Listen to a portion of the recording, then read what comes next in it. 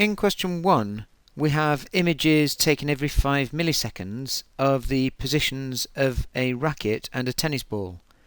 In part A, we're told the ball has a horizontal velocity of 0 at point A, reaching a constant horizontal velocity at D as it leaves the racket. It then travels 0.68 meters horizontally between positions D and G. In part 1, we need to show that this horizontal velocity between D and G is around 45 meters per second. Well, for this, we can use speed is equal to distance over time.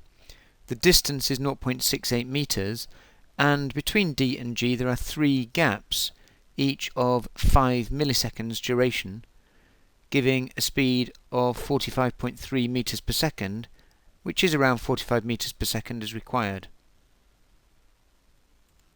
For part 2, we need to calculate the horizontal acceleration between points A and D.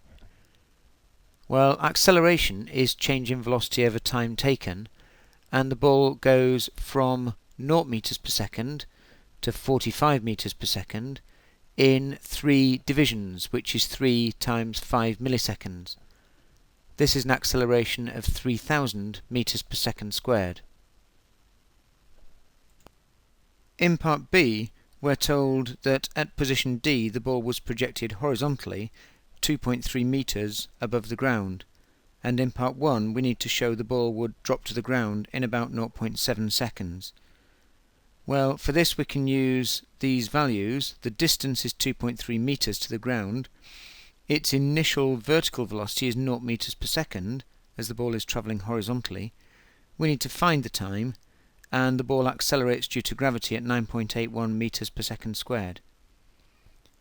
So we can use s is equal to ut plus a half gt squared, and with u being 0, this simplifies and can be rearranged to give the time as the square root of 2s over g. Putting in the values given gives us a time of 0.68 seconds, which is around 0.7 seconds as required. In B part 2, we need to calculate the horizontal distance the ball will travel after leaving the racket and before hitting the ground. We're to assume only gravity acts on the ball as it falls. Well, for this we can just use distance is equal to speed times time. The speed is 45 meters per second, the time to hit the ground 0.7 seconds, meaning the ball will travel about 31.5 meters. In part 3, we need to explain why in practice the ball will not travel this far before hitting the ground.